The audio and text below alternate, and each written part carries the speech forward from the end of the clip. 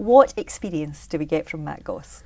You know, I've been doing the show so many years in Las Vegas at Caesar's Palace, and it's just been a massive dream of mine to bring a bigger version than that back here, Scotland and the rest of the country, and just wanted to bring something back that really pushed the boundaries for me too. You want people to dress up and come and have a bit of a different night, don't you? Yeah, and we're going to keep the party polite, but not too polite. It's definitely, I wanted it to be just inclusive. My mate Mark said you're either nuts or really smart, I think, or maybe both. A bit of both is good. I think that's the best way to be. You did, was it 11 years in Vegas? You had this residency that was, as you say, the most reviewed, you know, it was absolutely revered. They called you the new king of Vegas. What was that experience like?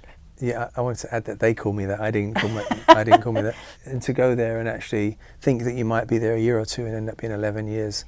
It was a 10-year mark where I felt like I've succeeded in Vegas. Everybody, when they come here and we interview them, they say, oh, we love Scotland. But you genuinely do. You really feel an affiliation with here, don't you? Yeah, I mean, the Scots have always got me into trouble.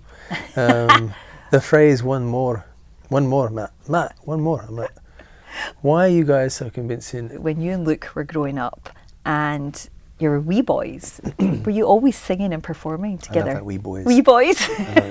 wee boys. We came from very, very humble beginnings, didn't have really anything. But it was my grandfather, my mum, my aunt Sally, my brother and myself.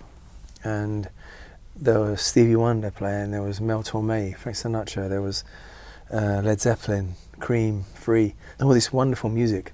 My granddad had the most beautiful voice. My aunt Sally pretty much taught me how to sing.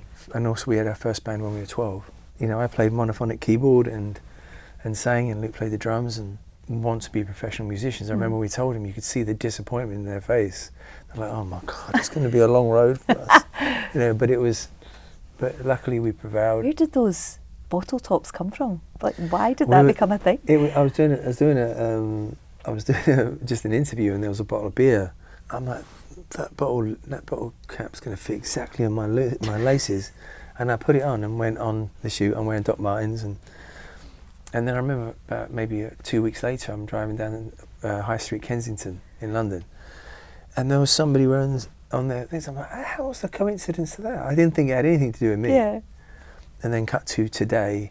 There's probably not a day in my life that goes by when somebody doesn't mention the bottle tops. After the Screaming Stops, that came from Terry Wogan. When he asked us that question on the Terry Wogan show, he said, Matt and Luke, what happens when after the screaming stops? And I don't think we really quite understood what he meant, you know, because it was so manic at the time. Yeah. Luckily, in some ways, the title was a little tongue-in-cheek because it didn't stop. It hasn't stopped. And hopefully as well, next year, Bros, the reunion. Yeah. And a movie, did I read as well? You were a biopic? They keep talking about this biopic. Would we be interested? We'd be interested. But I think both myself and my brother would love that. And do you ever slow down? Do you ever take time out and go, enough? Yeah, I mean, when I go home, I love playing video games. I'm a gamer. You know, I'm not one of those people that would try and make my day busy.